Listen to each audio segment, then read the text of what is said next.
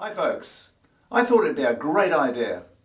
Well, didn't feel like a great idea when it was warm, in bed, cold and dark outside, but I already looked at the weather forecast and it was the promise of a frosty but foggy morning, and with hoarfrost too and the potential of a sunrise. I thought, well, yeah, okay, I'll very slowly crawl out of my nice warm bed. Mind you, I had all my gear ready the night before, so I only had to jump into my clothes and literally drag my 2 cameras, no tripod, just a small carry case, no filters, nothing really other than my brain. I decided that I would travel light because it just frees me up and I like to move around a lot and capture different compositions, explore the landscape. Now this territory, local to me, is very familiar. And if you've watched any of my other vlogs, you'll recognise some of the spots, I guess. I need to venture further afield, but I have to say that the vast majority of my landscape photography these days, and it's very fortunate for me, is on the west coast of Portugal. And that's where I tend to go out most. And when I go out early in the morning, then it's no way is it cold. Just shorts, t-shirt, whatever. Except when the mosses are biting.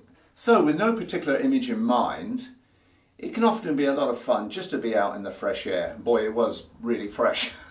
But it's just great to be out there, getting some exercise and just exploring the landscape. And it's so satisfying when you actually come back with hopefully a few good images. But even if you don't, you've had some exercise, you've seen the dawn come up. It's great. It kicks the day off with a very, very positive start. So it's never a waste of time, really. It's the seasons and how the light varies throughout the year. So in the summer it's very, very different. You can see one of my AVs, and I'll post a link to this vlog. You'll see the location, what it's like in the summer months, starting off at 4:30 in the morning. It's totally different from what it would be, well, now, in the frost and the cold and the fog, obviously. But also the direction of light is very different from summer to winter. You can be so familiar with the location, but it really is all down to the light. The light makes probably the most difference. Composition then next, because I'm so familiar with the compositions around here. However, it doesn't mean to say I know them all, and there's always different angles to be had. So a variety of lenses, from wide angle to telephoto, just gives me those options. So, and I like to be fluid.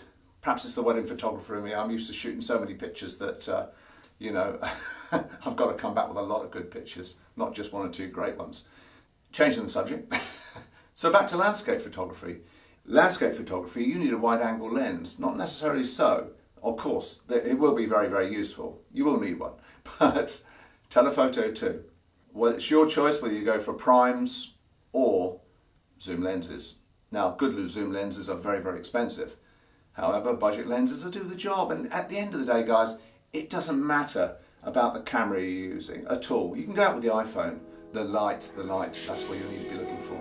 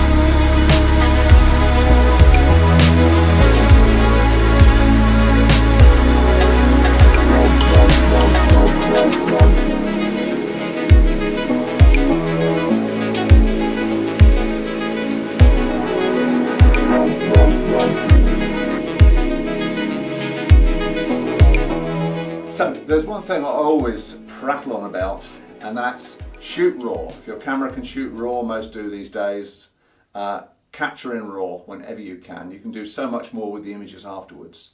So much so, in fact, that if you get the images into Lightroom, you can put a grad down, provided you've not overexposed the sky too much. You can tweak so much, and that really means you don't necessarily need filters all the time, unless you want to really extend exposures for motion blur, etc.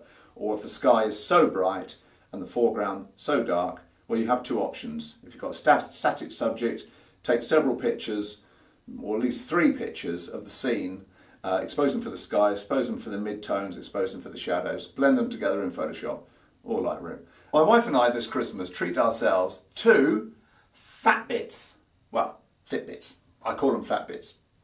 And they are huge fun. What's this got to do with photography? Well, if you're out on long jaunts, of course, you'll be surprised just how much you actually do cover, how much ground, how many steps you actually do, how many calories you burn. So if you have any time in your life, who does? That aside, just getting out there, even if you don't come back with any shots that are worth anything, you go delete, delete, delete, delete, delete. Ooh, no, delete.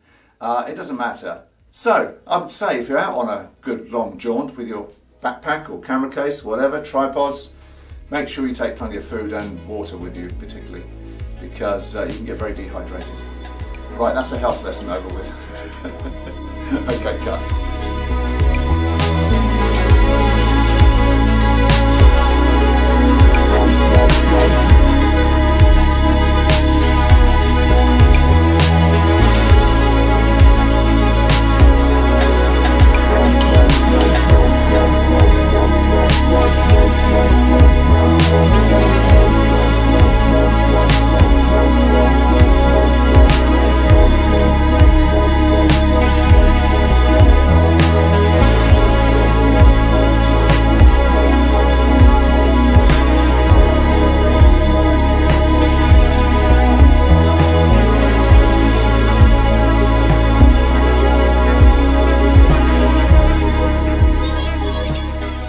So, happy shooting.